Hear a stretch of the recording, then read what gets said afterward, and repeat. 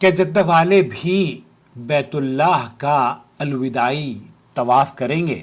سماحت الشیخ دکتور سعد الخسران سے یہی پوچھا جا رہا ہے، ان کا جواب کیا اہل جدہ پر طواف وداع کرنا ضروری ہے، واجب ہے؟ هذه مسألة خلافية. دیکھیں اس مسئلے میں اختلاف ضرور پایا جاتا ہے اہل علم کے درمیان. أهل العلم والقول الراجح صحیح اور قول الراجح یہ ہے أنه يجب على أهل جدة انہو یجب اہل جدہ، جدہ والوں پر واجب ہے طواف الوداع.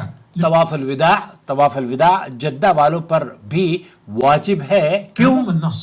کیونکہ عموم النص جو حدیث وارد ہوئی ہے وہ عام ہے. قول النبی صلی اللہ اللہ کے رسول صلی اللہ علیہ وسلم نے اس حدیث میں عام بیان فرمایا ہے، لا ينفرن أحد لا ينفرن احد حتى يكون حتى يكون آخر عهده بالبيت. عہدی فی البیت. تو اللہ کے رسول صلی اللہ علیہ وسلم نے حاجی کا آخری عمل مکہ مکرمہ چھوڑنے سے پہلے جس کا تعین فرمایا ہے وہ ہے بیت اللہ کا طواف. قال لا ينفرن أحد. لا ينفرن احد. آپ علیہ الصلوۃ والسلام نے ایک عام قاعدہ، کوئی بھی شخص ہو اس میں چاہے جدہ والے ہوں یا غیر جدہ والے ہوں، كرف في سياق النهي نہیں تفيد العموم ويستثنى من ذلك أهل مكة بالإجماع. یہاں اہل مکہ تو چونکہ اس پر امت کا اجماع ہے کہ اہل مکہ اس طواف وداع کے دائرے سے ان کو اللہ رب العالمین نے یا اللہ کے رسول صلی اللہ علیہ وسلم نے یہ چھوٹ ہے ان کے لیے. اہل علم نے اس ضمن میں فرمایا ہے کہ مکہ مکرمہ کے جو لوگ ہیں وہ ان کے لیے تو چھوٹ ہے. لا ينفرن أحد حتى يكون آخر عهده بالبيت. ثم أيضا أهل جدة يصدق عليهم أنهم ينفرون.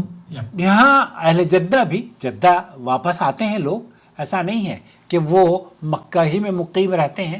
تو جدہ کے لوگوں کے اوپر بھی شیخ سعد الخسرانی فرما رہے ہیں کہ نکلنے سے پہلے ان پر طواف وداع واجب ہے. امید وضاحت ہو گئی ہوگی. اپنا بہت خیال رکھیں. حج مبرور وسعی مشکور وذنب مغفور. طواف وداع.